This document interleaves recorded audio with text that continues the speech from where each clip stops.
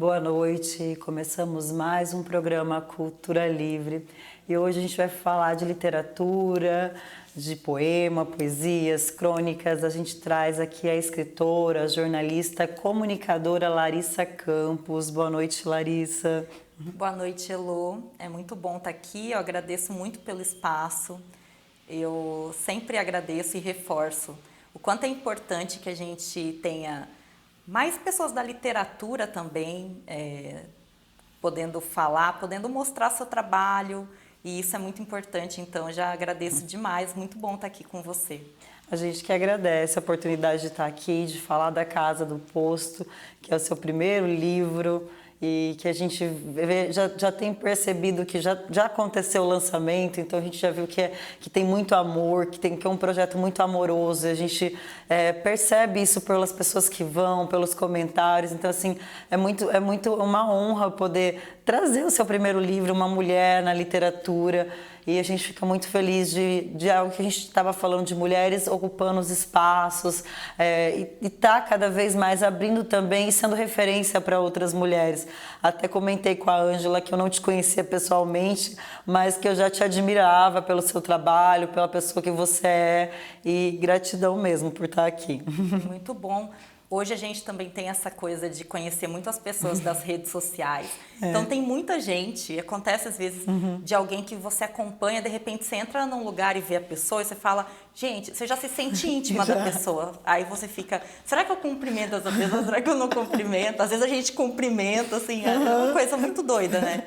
Então, muito bom poder estar aqui também te conhecendo pessoalmente. Obrigada. E vamos falar da Casa do Posto, né? Mas antes de falar da Casa do Posto, vamos falar um pouquinho da Larissa. Da Larissa que já se arriscava escrevendo contos para o Cidadão Cultura, crônicas, poesia. Conta um pouquinho para a gente como começa a sua história com a literatura. Eu penso sempre que a minha história com a literatura, acho que ela vem da Larissa leitora. Então, desde criança eu tive um ambiente em que eu tinha muito incentivo para ler. A minha mãe, principalmente, ela gostava assim, de me incentivar a minha irmã. Acho que esse ambiente ele foi fortalecendo, no meu caso, me fortalecendo também a partir de um determinado ponto que eu acho que foi ali na adolescência, a querer também colocar no papel algumas vivências, sentimentos, experiências que eu tinha vivido. Então começou muito desse momento. Mas eu penso, né, que isso levou também, fez com que eu decidisse fazer jornalismo. Então fui estudar jornalismo também muito incentivada por esse gosto pela escrita. E falar, eu gosto de escrever, o que eu vou fazer? Aí vou fazer jornalismo. Só que na prática também, o trabalho do jornalismo, que é um trabalho, aquela coisa do jornalismo diário, acabou, de certa forma, durante um tempo me distanciando um pouco da escrita literária. Então, depois eu também fui fazer faculdade de Direito e foi em 2017, quando eu terminei a faculdade de Direito, que eu olhei para tudo que eu estava fazendo e senti que eu tinha que voltar ao campo literário, sabe? Que eu tinha que voltar à escrita literária. Então, de 2017 para cá, que eu comecei a fazer um trabalho de participar de oficinas de escrita, de me aproximar de pessoas que escrevem, que também é um movimento que colaborou muito, participar mais de clubes de leitura também. Acho que sempre, enquanto escritora, também procuro ler mais. Acho que esse é um movimento que uma pessoa que gosta de escrever também precisa fazer.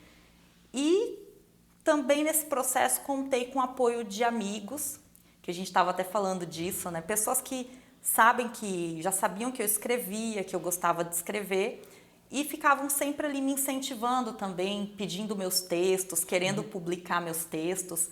Então aqui eu cito muito o Cidadão Cultura, do Eduardo Ferreira, e a Mariana Marimon também, que sempre ele me procurava e falava, né? Acho que não só acontecia de pedirem meus textos, mas quando eu mandava, a gente sempre trocava muito, conversava sobre os textos.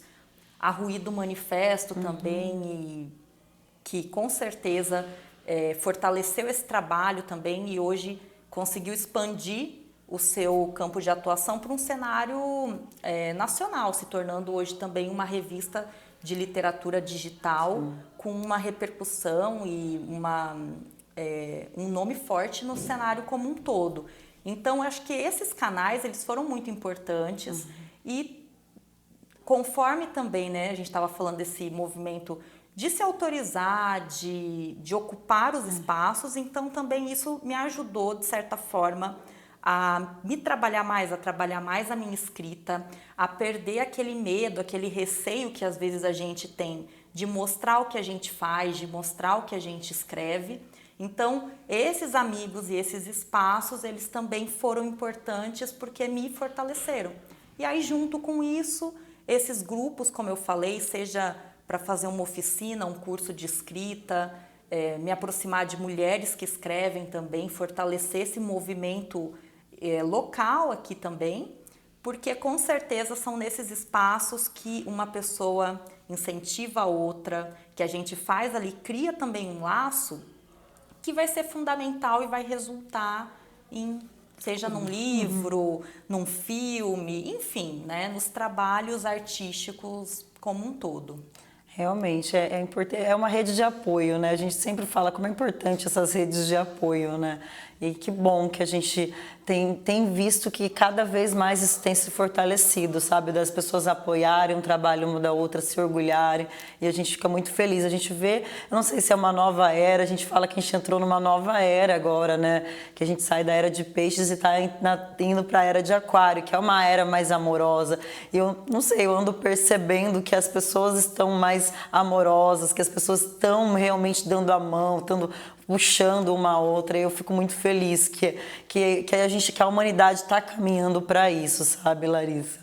Eu fico muito feliz. E a Casa do Posto, ela vem trazendo também memórias, né? Você traz memórias da sua infância e aí você coloca nesse livro. Então vamos falar da Casa do Posto e como é que você resolve trazer a Casa do Posto para o público, trazer essas histórias.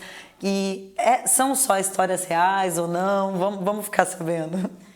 Eu acho assim que a Casa do Posto, antes de tudo, começou como um movimento de ter eu falo que é ter um projeto de escrita. Eu já vinha, né, como eu falei, fazendo cursos, oficinas, com interesse sempre de me dedicar a estudar literatura. E aí eu percebi que eu precisava, de certa forma, também ter algo que me motivasse a escrever todo dia. A gente costuma dizer que na literatura, uma das coisas que às vezes não é tão fácil é você encontrar essa disciplina de sentar todo dia, se dedicar um pouco, nem que seja ali por meia horinha, o tempo que você tiver disponível para poder escrever. Então, eu senti que se eu criasse um projeto e me dedicasse a ele, isso ficaria mais fácil. Então, surgiu primeiro desse movimento. E naquele momento, eu não pensava assim, estou escrevendo um livro.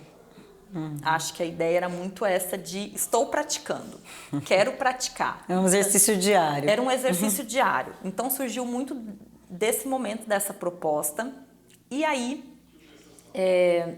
teve com certeza algum momento em que eu senti, e demorou um pouquinho, porque eu comecei a escrever A Casa do Posto no começo de 2020. Então entre ali fevereiro de 2020 e outubro de 2020. Foi o período em que eu coloquei as histórias no papel. Mas aí depois que você coloca as histórias no papel, foi que eu olhei para isso, olhei para o que eu tinha escrito e pensei que poderia ser um livro. Mas aí até ser um livro, aconteceu muita coisa e de fato esse material passou por leitura crítica, por revisões, enfim, por vários processos até chegar de fato para o leitor, até da maneira como ele está disponível hoje. E A Casa do Posto, ela na verdade é um livro de contos, então o leitor, a pessoa que quiser conhecer esse universo, vai ter justamente essa oportunidade de ler histórias que se passam todas nesse mesmo universo, que é um posto de combustíveis de rodovia. E aí isso remonta a um período da minha infância, quando a minha família veio para cá, para Mato Grosso. Foi porque meu pai, ele começou a trabalhar numa empresa, num posto de combustíveis, e ele veio para ser gerente desse posto. E quando nós chegamos, era na rodovia dos Imigrantes, aqui em em Cuiabá, perto de Cuiabá, e ali tinha um escritório. E nesse escritório tinha uns cômodos, acho que eram uns 3 cômodos que ficavam vazios, e o dono, ele autorizou a gente a ficar ali por um tempo até encontrar uma casa. Só que nós acabamos ficando 4 anos.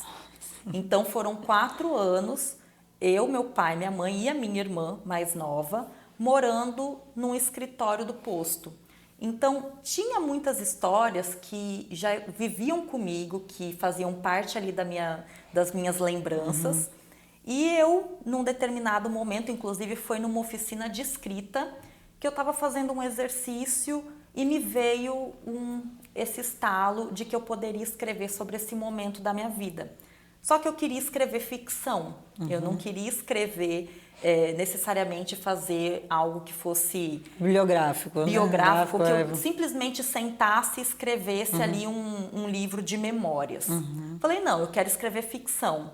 E foi aí que surgiu a ideia, na verdade, de estruturar um livro de contos em que todas as histórias se passassem nesse ambiente. E aí, nessa brincadeira, tem misturado ali, acho que a realidade e a ficção, elas se misturam. Então, tem de fato coisas que realmente aconteceram e tem muita coisa, né? A maior parte, na verdade, acabou indo para um campo daquilo que é do inventado, da ficção. Mas aí as pessoas que viveram esse período lá comigo, né? Meu pai, minha mãe, minha irmã, com certeza já conseguiram aí nas leituras deles identificar o que é real, o que realmente aconteceu. E junto com a gente nessa casa, depois os meus avós, o meu avô e a minha avó, eles foram morar lá também, mas aí eles foram para o restaurante e eles tocavam o restaurante do posto. Então nós morávamos na casa, no escritório, e o meu avô e a minha avó paternos eles moravam e tocavam o restaurante. Então também tem histórias que estão relacionadas aí ao meu avô, à minha avó, e ao que acontecia também nesse restaurante.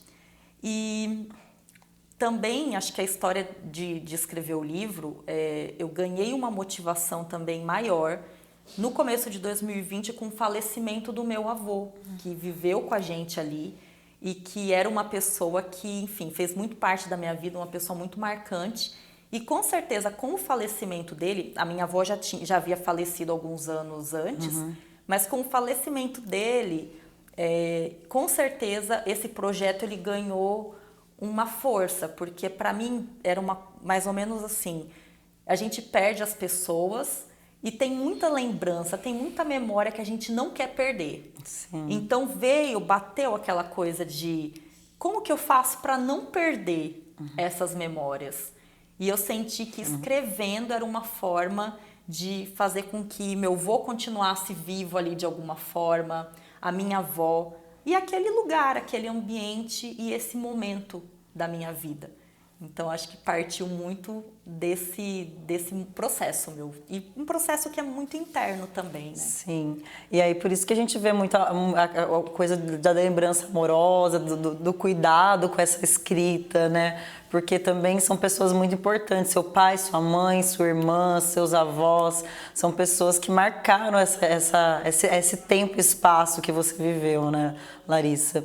E um posto também, um lugar, eu acho que era um ambiente certo, assim, era um momento certo para você falar, porque é muito icônico, assim, é muito diferente uma pessoa viver dentro de um posto, crianças, né? Como que foi isso, né? A gente fica se perguntando, a minha imaginação vai longe, assim, pensando como que foi isso, quais são essas histórias, ainda não tive a oportunidade de ler. Mas logo vai ter. Logo vou ter. É interessante porque quando a gente para pensar, né, que um posto de gasolina realmente ele é um ambiente muito incomum, principalmente para você criar um filho, para você criar ali crianças. Então, pra gente, ao mesmo tempo que aquilo era tinha uma parte que era muito divertida, mas naquela época também o posto ficava num lugar que era afastado, que era cercado por mato e ficava distante. A gente, naquela época, por exemplo, para você chegar no centro de Cuiabá, você ia gastar um tempo considerável e não tinha nada ali perto. Então, pra gente, tudo era muito diferente. Apareciam bichos que a gente, com certeza, se morasse numa cidade, dentro da cidade, a gente não encontraria. Essa coisa também que eu acho que me favorece muito também, que é o contato com pessoas que são diferentes da gente.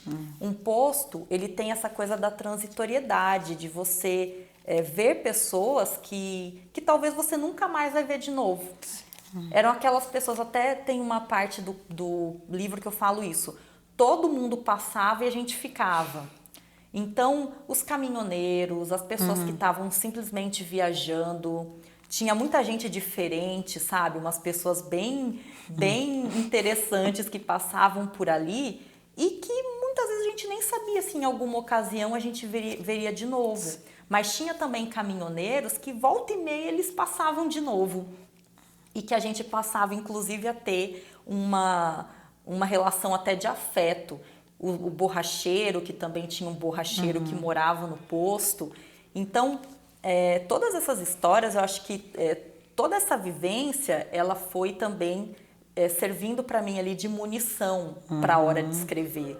Principalmente para essa coisa de olhar para esses personagens, de trabalhar essas pessoas que são tão diferentes. Eu acho que hoje a gente também está num contexto que às vezes faz com que a gente olhe muito e conviva com pessoas que às vezes são muito parecidas com a gente, que gostam das mesmas coisas, que frequentam os mesmos lugares. E, de certa forma, eu acho que isso, às vezes, a gente perde um pouco. E quando a gente sai das nossas bolhas, a gente vai para um ambiente que te proporciona encontrar gente tão diferente de você, isso te engrandece também, faz com que você olhe para o que está muito distante, para aquilo que, de repente, você nunca ia ter a oportunidade de encarar. E para crianças, né? A gente vivia ali num ambiente, pensa, com um monte de caminhoneiros, pessoas que nem sempre estavam preocupadas se iam falar um palavrão. Não vou falar um palavrão aqui porque tem criança aqui. Então a gente ouvia de tudo, a gente via coisas muito, muito diferentes e com certeza isso tá no livro e esses elementos serviram também para dar vida, né? Para deixar essas histórias mais interessantes também. Sim. Foi feito pela editora Penalux, é isso? E quem fez a sua ilustração do seu livro, Larissa? Conta pra gente. A Casa do Posto é um projeto que, depois que eu escrevi, que ele passou por leitura crítica e revisões e tal, que eu entendi ali que de fato eu tinha um livro, então comecei a pensar em algumas possibilidades de fazer com que esse livro nascesse de fato. E aí eu submeti os textos a um processo seletivo é uma seleção de originais da editora Penalux. Eles têm um selo que chama Selo Auroras, que é um selo dedicado a publicar obras de mulheres, né? Eles se dedicam a publicar mulheres. E eu submeti o livro e ele foi aceito, né? Ele foi selecionado no processo e foi então que começou a parte de edição mesmo. E aí dentro disso eu contei com algumas parcerias com pessoas muito importantes, amigos que revisaram, em todo esse processo diagramaram, enfim, as pessoas da própria editora também, a editora é de São Paulo, a Dani Costa Russo, que é minha editora, que me acompanhou durante todo esse processo, que é escritora também, e a capa, quem fez foi o Thiago Shinohara, que é arquiteto, que é aquarelista, mora hoje em Chapada dos Guimarães, inclusive lá ele e a Marília têm um sebo, que é o Rua Antiga, e o Thiago, ele conseguiu dar vida também a essa capa, pensando muito nas características, acho que no processo do próprio livro. Então ele fez também uma imersão, a gente conversou muito a respeito das histórias, e vocês podem perceber também que essa capa, os elementos eles são fluidos, eles não são muito nítidos, justamente para brincar com essa ideia de que tudo ali é um resgate da memória, e a nossa memória ela é incerta, a nossa memória prega peças na gente, a nossa memória ela é muito imprecisa. Então a gente entendeu principalmente uma criança, né? Com certeza. Então ele também entendeu que esse desenho, essa ilustração da capa, ela tinha que ser algo que não podia ser tudo muito definido, sabe? Tudo muito com contornos muito certos e muito precisos. Tinha que ser uma coisa ali para dar uma aparência meio borrada, como se fosse um sonho. Então, parte muito disso, desse processo. E eu gostei muito, a capa acho que ficou super bonita, a aquarela do Thiago.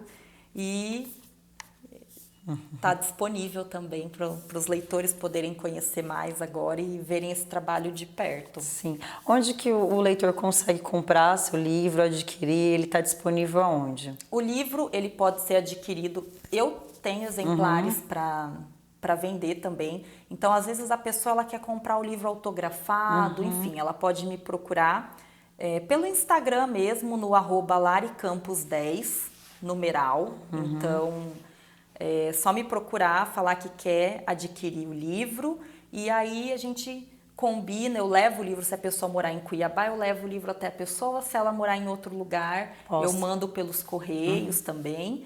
E no site da editora, o site da editora é editorapenalux.com.br, lá a pessoa consegue comprar direto também pela editora. E aí só que aí não recebe autografado. Sim. Então, para comprar com a dedicatória bonitinha aí, só me procurar que a gente faz toda essa ponte, né, até o leitor. Muito legal. E fora o livro também tem outros, vamos falar que ela é uma árvore com vários braços, né, que vem surgindo aí a Casa do Posto e lança um podcast que está disponível nas plataformas digitais. O podcast é diferente do livro, tem outras coisas. Conta pra gente como que é o podcast, Lari. Então, eu gosto muito de podcasts e durante o processo do livro, acho que o livro é um processo, se a gente for contar tudo, foram ali pouco mais de 2 anos e meio entre escrever, revisar, todos os processos que foram feitos. E aí, mas foi tudo feito com muita calma, com muito cuidado, sabe? E aí no processo, quando o livro, nesses processos, nessas pausas, por exemplo, mandei o livro para uma revisora, e aí eu não tinha nada para fazer, eu tinha que ficar esperando o livro voltar para eu continuar meu trabalho. Então eu comecei também a fazer os planejamentos, a pensar, né, no processo de divulgação, pensar em algumas coisas que eu acho que poderia ser interessante. E aí eu pensei também, veio a possibilidade, pensei nisso, de criar um podcast a partir das histórias do livro. Então eu primeiro fiquei com aquilo na cabeça, até que num determinado momento eu decidi procurar a Altia Podcasts, que é uma produtora especializada nisso. E aí eles adoraram a ideia, super abraçaram, compraram mesmo a proposta. E o livro ele tem 22 contos. E para o podcast nós fizemos uma seleção, então foram selecionados 8 contos. E esses contos eles ganharam versões de audiodrama. E aí cabe, né, só diferenciar, porque às vezes as pessoas perguntam, mas é um e-book, um audiobook? E não é um audiobook, porque não é simplesmente alguém lendo as histórias. Essas histórias elas ganharam no podcast versões dramatizadas. Então, cada personagem ganhou uma voz, tem efeitos sonoros que também foram inseridos. Então, é como se a gente voltasse ali no tempo das radionovelas e como se a pessoa estivesse dentro desse universo, né? É mais uma oportunidade para a pessoa conhecer, para a pessoa vivenciar essas histórias. Mas aí no podcast são 8 histórias que passaram por esse processo. O podcast ele fica disponível nas principais plataformas de áudio, é só procurar a Casa do Posto nessas plataformas. E nós, por enquanto, ele é sempre publicado na terça-feira. Então, por exemplo, hoje aqui quando a gente está gravando, nós já temos 2 que estão lá disponíveis. E aí agora, nas próximas semanas, sempre às terças-feiras, é disponibilizado um episódio novo. Então, fica também o convite para quem gosta, para quem de repente não conhece. Não é um formato ainda que... os formatos de audiodrama no Brasil, eles ainda não são muito consumidos pelo público. Então, a galera aqui ainda está muito acostumada com o podcast mesa cast, né? A discussão ali, o bate-papo, mas também tem esse outro tipo de trabalho, então de repente é uma oportunidade para quem ainda não conhece, nunca ouviu, também ouvir. Sim. De repente pode gostar, passar a ouvir outros audiodramas também. É um convite que eu deixo e que eu acho que agrega, né? Um trabalho que agrega ali. Tem até, inclusive, eu sempre coloco dentro do livro, tem um marcador, e o marcador ele tem aqui o QR Code para o podcast.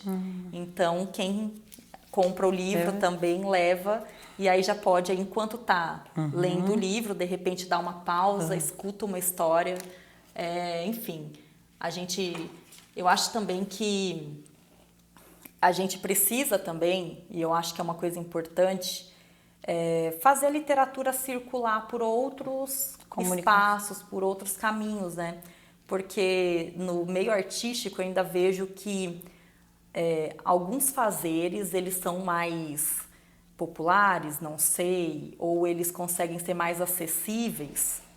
E a literatura, ela ainda tá, acho que historicamente, ela ainda é colocada ali num campo num meio de elitismo, né? Então, intelectual, algo que, né? Exatamente, as pessoas sempre associam a literatura a algo que é muito intelectual ou a grupos mais de elite da sociedade.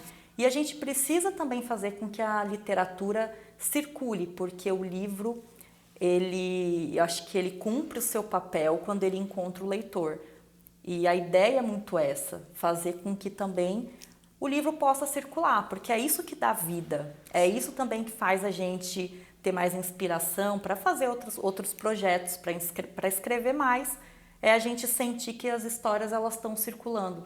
E a literatura precisa mais disso. Então, acho que também a gente que está se propondo aí a ser autor no contemporâneo, também tem esse desafio de como a gente leva a literatura para mais pessoas, a gente faz com que mais gente se interesse, porque o Brasil ainda é um país que lê muito pouco, comparado com outros países. Até uma pesquisa recente que eu vi falava, que acho que é a mais recente, fala que o brasileiro lê em média 3 livros completos, né, por ano. E livros, sem levar em conta o critério de livro completo até o final, sobe para 5. Mas se a gente parar para pensar, o Brasil é um país que ainda lê muito pouco. Então a gente precisa, por isso que eu gosto sempre de destacar essa abertura, de estar aqui, por exemplo, falando do meu trabalho, mas ao mesmo tempo falando de literatura, o trabalho também dos clubes. A gente tem também aqui em Cuiabá já alguns clubes de leitura.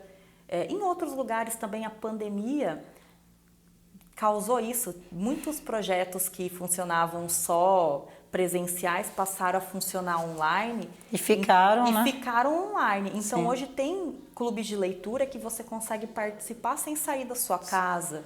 Clubes de pessoas do Brasil todo. Então, é um trabalho muito importante também. Acho que a gente tem que... sempre também eu gosto de falar disso, porque a literatura, ela é real porque existem leitores. Então, aproveito até o espaço para deixar o convite. Eu sou mediadora de um clube aqui em Cuiabá, junto com a Fernanda, que é uma amiga minha, e a Carla. E é um clube que chama Lendo Mulheres. Então, a gente já faz esse trabalho, que é um trabalho que existe desde 2019. Então, a pessoa que de repente se interessa e quer ler mais, interagir com outras pessoas, discutir também literatura, pode procurar no Instagram, o @lendomulherescba, e saber um pouco mais desse trabalho. Enfim, são algumas oportunidades para que a gente possa fazer circular, né? A literatura circular, as pessoas falarem mais, e acho que tornar o trabalho do escritor mais acessível, que eu acho que é um dos nossos desafios. Muito bom, Larissa. Olha, eu fico muito feliz com o seu trabalho, com todos esses trabalhos, né, na verdade, que é o podcast, que é o clube de leitura, que é como comunicadora, jornalista também, a gente acompanha seu trabalho e parabenizar pelo primeiro livro aí, A Casa do Posto, que a gente já espera que em breve venha mais, já escutei falar muito bem, vou ler para a gente fazer o convite para as pessoas. Em setembro você vai estar em Chapada, né, na Rua Antiga. Exatamente, vou aproveitar para falar disso também. O lançamento aqui em Cuiabá já aconteceu, mas vai acontecer também um evento de lançamento em Chapada dos Guimarães, no dia 3 de setembro, que é um sábado, a partir das 14 horas, no Sebo Rua Antiga, que fica bem na entrada de Chapada. Então, as pessoas que quiserem também podem ir até lá. A gente vai ter venda do livro, vai também autografar o livro para quem comprar e vai rolar também um bate-papo a respeito das histórias, a respeito de literatura também, não apenas só do livro. E também vai ser uma oportunidade porque eu tenho recebido muitos feedbacks e várias pessoas que já leram o livro, que estão lendo, e lá vai ter essa oportunidade da gente conversar, de eu ouvir também das pessoas como essas histórias elas impactaram elas, mexeram com elas. E aí também vai ter um chá com bolo, uma coisa assim bem, como diz a minha amiga Marília, bem conversa de comadre, assim, uma tarde de conversa de comadre. Então fica aqui o convite para você, Lô, para todo mundo que vai acompanhar a gente, para que acompanhem também, para que prestigiem, participem. Vou ficar muito feliz com a presença de vocês. Gente, então fica o convite. Larissa, muito obrigada por estar aqui no Cultura Livre. Espero em breve revê-la aqui novamente para a gente voltar a falar de literatura, falar dessa roda de literatura que você tem de mulheres. Já fica o convite. E vocês aí de casa, muito obrigada também. E é isso. E, gente, acompanhe o Cultura Livre e fique com a gente que logo, logo tem o segundo bloco. Até mais. Até mais, Larissa. Obrigada, gente. Até mais.